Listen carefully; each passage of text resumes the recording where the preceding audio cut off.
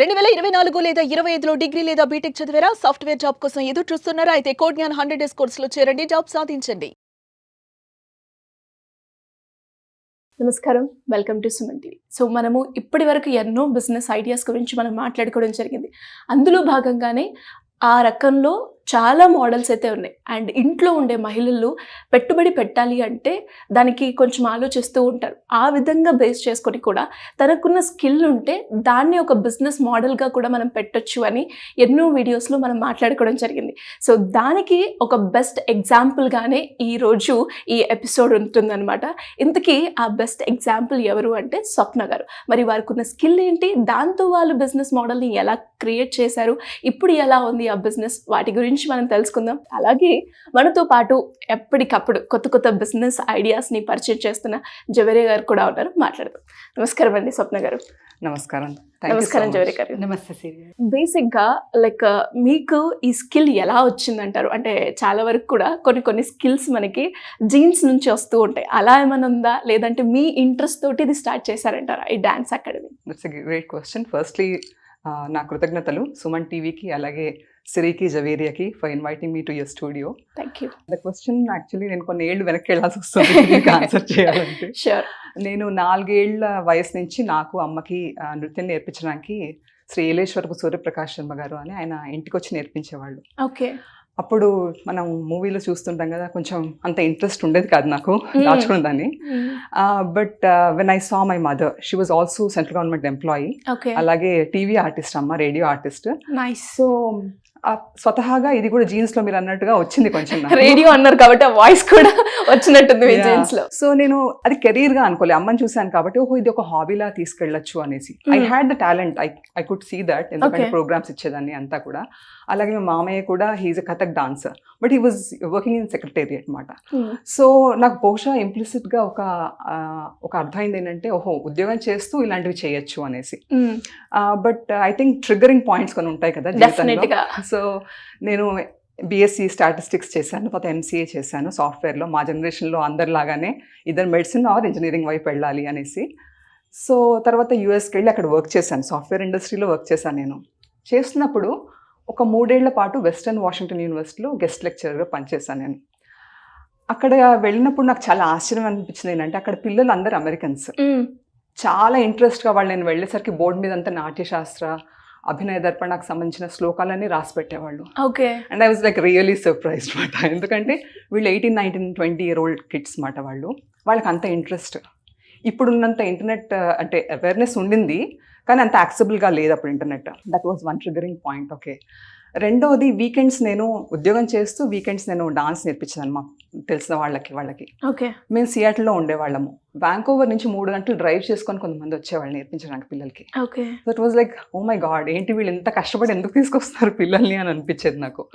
అంటే నాకంటే చాలా ఈజీగా వచ్చింది కదా, గురుగారే ఇంటికి వచ్చి నేర్పించేవాళ్ళు. దెన్ ఐ రియలైజ్డ్ అంటే మన సాంప్రదాయము, మన కల్చర్ అన్నది పిల్లలకి నేర్పించాలని ఎంత తపన ఉంది పేరెంట్స్కి అని నాకు అర్థమైంది నాకు. And the third biggest trigger point was my meditation practice. When I move to US, నేను మా వారిని చూసి హార్ట్ఫుల్నెస్ మెడిటేటివ్ ప్రాక్టీసెస్ నేర్చుకున్నాను. ఓకే. ఈ మెడిటేషన్ చేసినప్పుడు we go deeper into our cells, right? అప్పుడు మనకి మన స్ట్రెంగ్స్ ఏంటి, మన వీక్నెస్ ఏంటి, మన గురించి మనం తెలుసుకుంటూ. Exactly. So I think that was the third trigger and the major trigger point అన్నమాట నాకు. Then I realized this is my strength, this is my forte. Okay. So when I moved back to India, I went back to college again. MA Kuchipudi chesanu, University of Hyderabad. Okay. And I'm very grateful to my professors, Dr. Anuradha Janalgadda and Dr. Aruna Bhikshu garu. They really took care of me those 2 years, and of course my classmates there mata. I had a wonderful time. So that's how my journey started, when I realized that this is my strength. And అలా ఒక software job నుంచి ఇలా dance academy పెట్టడానికి, and పెట్టినప్పుడు ఇనిషియల్గా ఆ response ఏ విధంగా ఉంది, అండ్ మీరు ఎలా ఎంజాయ్ చేశారు అదంతా? దట్స్ సంథింగ్ ఐ థింక్ ఒక ఎంట్రప్రెన్యూర్గా ఆలోచించాను ఒక విధంగా చెప్పాలంటే. I think I always had that in my mind. ఒక సొంతంగా ఒకటి నేను స్టార్ట్ చేయాలి అన్నది నాకు ఐ థింక్ ఉన్నట్టుంది చిన్నప్పటి నుంచి. Okay. But I think this meditation practices fan that in me మాట ఐడియా. సో సాఫ్ట్వేర్లో చేస్తున్నప్పుడు అఫ్ కోర్స్ మనీ అంత బాగా వస్తుంది అంతా కూడా. When I try to move to this కొంచెం ఇనీషియల్గా కొంచెం there was some resistance from the family. Resistance అంటే ఏం లేదు, they are concerned about me. మంచిగా ఒక స్టేబుల్ ఉద్యోగాన్ని మానేసి ఇలాంటివి స్టార్ట్ చేయడం, ఎందుకంటే కష్టపడాలి, చాలా కష్టపడాలి కదా, ఏ ఉద్యోగంలో అయినా కష్టపడాలి, కానీ దీనిలో ఇంకా మన సొంతంగా చేయాలి కదా. కానీ లక్కీగా ఏంటంటే I always had support of the family. Great. Okay, both my in-laws and my parents and my husband. In fact that's why I go by the name Swapna Krishnamohan because I'm so grateful to my family. Super. So initial hurdles ఉంటాయండి, కానీ I think everybody wants, మన parents అందరికి కూడా చాలా interest పిల్లలకి మన culture, ఎందుకంటే time ఉండట్లే పేరెంట్స్కి పిల్లలతో స్పెండ్ చేయడానికి. అవును. ఇలాంటి క్లాసెస్కి వస్తే ఏంటంటే వాళ్ళకి ఒక డాన్సే కాదు, దాని వెనక ఉన్న మనకి సంగీతం ఏంటో తెలియాలి, మన వాగ్గేయకారుల గురించి తెలియాలి, లాంగ్వేజెస్ తెలియాలి, పురాణాలు ఇతిహాసాలు తెలియాలి. ఇవన్నీ ఎక్కడ నేర్పిస్తారు? ఇలాంటి చోటుకి వెళ్ళినప్పుడు. So I think one of the biggest I think partners of Nrityapriya success is my parents and Nrityapriya parents. Any program they all come together and they help me. నేను ఎంత ప్యాషనేట్గా కొరియోగ్రఫీ చేస్తానో వాళ్ళందరూ కూడా అంతే ప్యాషనేట్గా dress designing, makeup, stage setup, everything they take care of it. So I think I'm really lucky in that way. Super అండి. And మీరు చెప్తుంటే నాకు అర్థం ఏంటంటే అంటే లైక్ ఏదన్నా ఒకటి మనం చేస్తున్నప్పుడు మన ఫ్యామిలీ సపోర్ట్ అనేది మనకి మ్యాండేటరీ. అదే విధంగా ఒక టీం వర్క్ అనేది చాలా ఇంపార్టెంట్. ఆ టీం వర్క్ మీ దాంట్లో కనిపిస్తూ ఉంది. ఆ టీం వర్క్ ని ఎలా బిల్డ్ చేయొచ్చు అంటారు? That's a great question and I'm so happy that you asked it. ఒక విధంగా చెప్పాలంటే నేను అబ్జర్వేషన్ అంటే because I think my background in IT and my exposure to other places United states లో ఉన్నప్పుడు నేను కూడా ఎంసీయింగ్ చేస్తాను కొన్ని ప్రోగ్రామ్స్ కి, అలా చాలా ఎక్స్పోజర్ ఉంటుంది కదా. అప్పుడు నేను ఏంటంటే పేరెంట్స్ వచ్చి నాతో మాట్లాడినప్పుడు ఐ కుడ్ సీ కొంతమందికి స్క్రిప్ట్ రైటింగ్ అంటే చాలా ఇంట్రెస్ట్ ఉంటుంది, కొంతమందికి డిజైనింగ్ అంటే చాలా ఇంట్రెస్ట్ ఉంటుంది. So I would also ask them, would you be interested in helping me with this అనేసి. ఎందుకంటే నిజంగా నాకు ఆ టైం ఉండదు. So I can spend that time in my choreography కదా. అవునవును.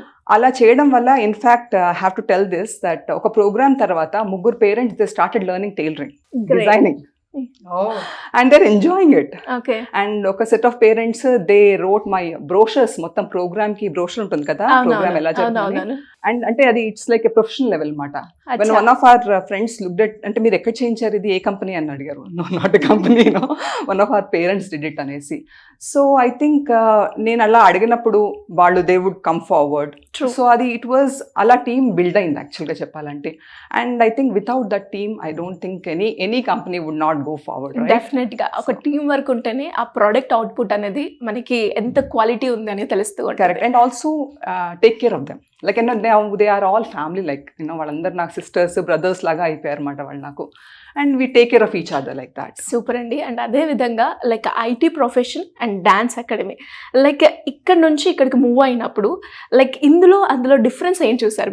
మీకు ఏది బాగా ఇష్టం? డాన్స్ అని తెలుస్తుంది, but what is the difference అంటారా? ఐ థింక్ రెండు చోట్ల కష్టపడాలి, బ్యాలెన్సింగ్ అన్నది రెండు చోట్ల ఉండాలి. Okay.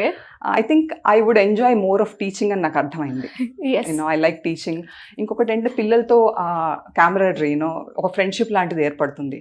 For example when my child moved out to college, జనరల్గా ఎంప్టీ నెస్ట్ అంటారు కదా, అది నేను ఫీల్ అవ్వట్లేదు. ఎందుకంటే I have so many other students, వాళ్ళందరూ నా పిల్లల్లాగానే.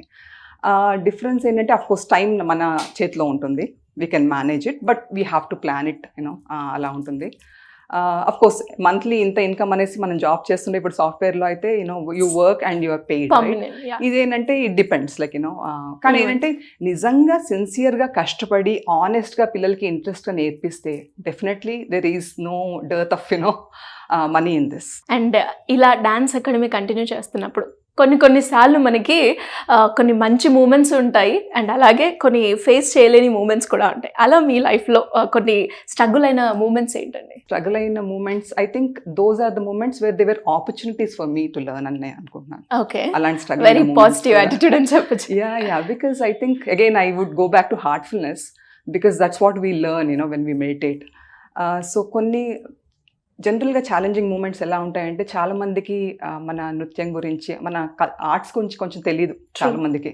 దో we are spiritual and cultural country, చాలామందికి ఆ ఎక్స్పోజర్ ఉండదండి. సో కొంతమంది పేరెంట్స్ వచ్చి 5 ఏళ్ల పాపని తీసుకొచ్చి ఎన్నేళ్ళలో మా అమ్మాయి కంప్లీట్ చేయగలుగుతుంది అంటారు. అప్పుడు చాలా కష్టంగా అనిపిస్తుంది. ఇప్పటికి కూడా నేను నేర్చుకుంటున్నాను. సో వాళ్ళు అదేంటి ఇంకా నేర్చుకోవాలా అని అడుగుతారు అనమాట. అప్పుడు కొంచెం it's not a challenge, but I have to struggle to explain to them that this is a life long process. A knowledge అయినా సరే ఎండ్లెస్ కదండి, అంతే. ఇది కూడా అలాంటిది అన్నమాట. కొంతమంది పేరెంట్స్తో కొన్ని ఉంటాయి అన్నమాట అలాంటివి, ఇట్స్ ఓకే యూనో. ఛాలెంజెస్ ఇంకేమున్నాయి అంటే అఫ్కోర్స్ స్పేస్ కోసం కొంచెం ప్రాబ్లం అవుతూ ఉంటుంది. ఫర్ ఎగ్జాంపుల్ ఐ స్టార్టెడ్ మా ఇంట్లోనే పైన నేను స్టార్ట్ చేశాను. ఇప్పుడు the academy has grown with many kids. Now I'm not able to I have to find a space for it. లక్కీగా మా కమ్యూనిటీ వాళ్ళు they gave the community hall and all that. So అది beautiful moments అయితే team work అండి. మీరు ఇందాక నేను చెప్పాను కదా, when I work with all these beautiful parents, very good hearted parents అండి వాళ్ళు. దట్ ఈజ్ చాలా హ్యాపీగా అనిపిస్తుంది. Those are the best moments. అంటే నేను తిరుపతిలో పర్ఫామ్ చేసాము, చాలా మంచి మంచి చోట్ల పర్ఫామ్ చేసాం, బ్యూటిఫుల్ ప్రెస్టీజియస్ ప్లేసెస్లో. వాటికంటే కూడా when I work with them, ఒక ఫంక్షన్ లాగా, ఒక ఫ్యామిలీ ఫంక్షన్ లాగా ఉంటుందన్నమాట. Those are the best moments for me. Great. అంటే కొన్నిసార్లు ఏమవుతుంది అంటే మనకి రేపు అక్కడ ఈవెంట్ చేయాల్సిన పర్సన్స్ మనమే, కానీ కొన్నిసార్లు ఆపర్చునిటీ మనకి తెలిసే కొన్ని మిస్ అవుతూ ఉంటాయి. అలాంటివి ఏమన్నా మీ లైఫ్లో జరిగాయి అంటారా? లైక్ ఈవెంట్స్, అది రేపు షో నాది, బట్ అక్కడ నేను కాకుండా ఇంకా వేరే వాళ్ళు ప్రజెంట్ చేయడం, అలాంటివి. I think I have to think. I don't think we ever had such experience అండి. ఓకే. బట్ అఫ్ కోర్స్ ఒక స్లాట్ ఇచ్చి ఆ స్లాట్లో చేయమని ఒకసారి ఏదో 7ంటికి స్లాట్ అని చెప్పారు. అది ఆల్మోస్ట్ 11 o'clock అయిపోయింది అనమాట. పిల్లలందరూ చిన్నవాళ్ళందరూ పర్ఫామ్ చేయడానికి. But then I think the family, అందరు ఫ్యామిలీస్ ఎవరైతే ఉంటారో వాళ్ళందరూ ఫుడ్ తెచ్చేసి పిల్లల్ని చూసుకోవడం, మమ్మల్ని చూసుకోవడము, నన్ను కూడా వాళ్ళ పిల్లలాగా చూసుకోవడము, అలాంటి సపోర్ట్ ఉంది కాబట్టి I think we could overcome such challenges. Great అండి. అండ్ ఫైనల్గా ఏంటి అంటే ఎవరికైనా కూడా లైక్ ఒక పర్మనెంట్ జాబ్, గవర్నమెంట్ జాబ్ అయినా ఐటీ జాబ్ అయినా మనకి నెలకి ఇంత అమౌంట్ వస్తుంది, అదే చూస్ చేసుకోండి అని చెప్తూ ఉంటారు ప్రతి ఒక్క పేరెంట్స్ కూడా. ఎలా మనము ఆర్ట్ పరంగా డాన్స్ కావచ్చు, సింగింగ్ కావచ్చు, ఇలాంటి ప్రొఫెషన్స్ మనం చూస్ చేసుకున్నప్పుడు ఆర్టిస్ట్గా కావచ్చు, మనకి కంటిన్యూస్గా పర్ మంత్ ఇంత రాదు, అవసరమా అని అనుకుంటూ ఉంటారు.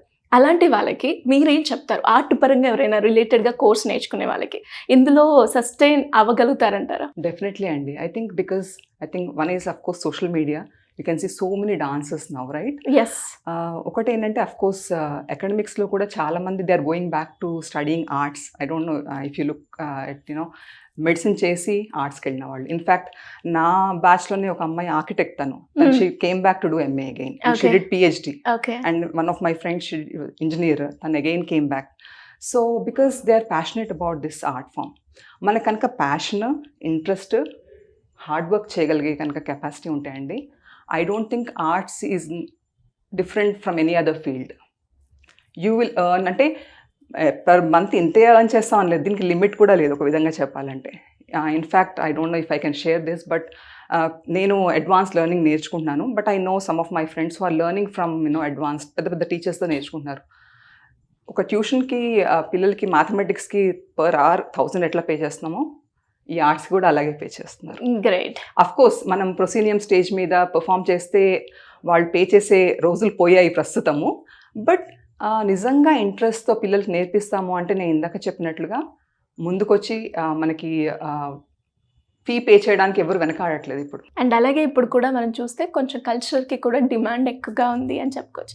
అండ్ గ్రేట్ అండి, గ్రేట్ జర్నీ. అండ్ జవేరియా గారు, మనం చాలా బిజినెస్ ఐడియాస్ గురించి మాట్లాడుకున్నప్పుడు మీరు ఎన్నో దాంట్లో మనకు ఒక చిన్న స్కిల్ ఉంటే పెట్టుబడి అవసరం లేదు, దానికంటూ ఇన్ఫ్రాస్ట్రక్చర్ అవసరం లేదు, దాంతో మనం ముందుకు తీసుకెళ్ళొచ్చు, దాంతో డబ్బులు సంపాదించుకోవచ్చు అని మీరు చెప్పడం జరిగింది. అండ్ బెస్ట్ ఎగ్జాంపుల్గా ఈరోజు వారు మాట్లాడడం జరిగింది. ఇంకా ఏ రకంగా మనము మోటివేట్ చేసి ఒక బిజినెస్ ఆంటర్‌ప్రెన్యూర్‌గా క్రియేట్ చేసే అవకాశాలు ఉన్నాయంటారు? ఎస్ సిరి గారు, అసలు అంటే తన ఓవరాల్ జర్నీ చూసుకుంటే తను ఒక software engineer. True. Software engineer నుంచి అక్కడ రియలైజేషన్ వచ్చి, అంటే తన యాక్చువల్ స్కిల్, యాక్చువల్ ప్యాషన్ అనేది రియలైజ్ అయ్యి తను ఇప్పుడు ఎంచుకున్న ఫీల్డ్ ఒక చాలా పెద్ద సక్సెస్కి దారి తీసింది అని మనం చూడొచ్చు. అండ్ ఎవరైనా సరే ఇప్పుడు ప్రస్తుత కాలంలో బిజినెసెస్ అయినా తర్వాత జాబ్స్ అయినా హెక్టిక్ షెడ్యూల్ ఉంటుంది. అవును. ఆ ప్రెషర్స్ ఎక్కువ ఉంటాయి. అవును. సో ఒక కల్చర్, ఒక ఆర్ట్ మన కెరియర్గా చూస్ చేసుకున్నప్పుడు ఇందులో మనము అర్నింగ్స్ అనేవి చూడలేము అనే అపోహ చాలా మందికి ఉంటుంది. కానీ నా స్కిల్ అంటే నాకు వచ్చే స్కిల్, నాకు నచ్చే స్కిల్, జనాలకి మెచ్చే ఏదైతే ఉంటుందో అందిస్తున్నాము అంటే అది సూపర్ డూపర్ హిట్ అవుతుంది అనేకి నిదర్శనం స్వప్న గారు. ఎవరైనా సరే పిల్లలకి యాక్చువల్లీ ఎంకరేజ్ చేయాలండి. ఎందుకంటే ఇప్పుడు రానున్న కాలంలో ప్రస్తుతం అంటే అందరూ వర్కింగ్సే, పేరెంట్స్ ఇద్దరు బోత్ ఆర్ వర్కింగ్ కదా. సో టైం స్పెండ్ చేయడం చాలా తక్కువ అవుతుంది. కాబట్టి చిన్నప్పటి నుంచి ఒక యాక్టివిటీ లాగా ఒక కల్చరల్ ప్రోగ్రామ్స్కి ఇలా ఇంట్రడ్యూస్ చేస్తూ ఇవన్నీ డ్యాన్స్ నేర్పిస్తూ ఉంటే, సో మేడం చెప్పినట్టు వాళ్ళు అంటే మన పూర్వీకులు ఏదైతే మనకు సంపద ఇచ్చారో కల్చరల్ వైజ్గా అది కంప్లీట్ అవుతుంది. And at the same time ఒక కంప్లీట్ ఫ్యామిలీ ఓరియంటెడ్గా కూడా మనము ఆ డ్యాన్స్ అకాడమీ లాగా కూడా చూడొచ్చు. ఎందుకంటే స్వప్న గారు చెప్పిన విషయంలో తన ఫ్యామిలీ చాలా చాలా సపోర్టివ్గా ఉంది. సో ఇలా అంటే ఏదైనా కావచ్చు, మనకు ప్యాషన్ ఉంది అంటే ఇంట్లో వాళ్ళు కూడా ఆ ప్యాషన్ని చూసి ఏం చేస్తున్నారు అని ఎంకరేజ్మెంట్ ఖచ్చితంగా వస్తుంది సిరి గారు. ఇది అంటే ఫారిన్లో చాలా చాలా ప్రాధాన్యత ఇస్తున్నారు.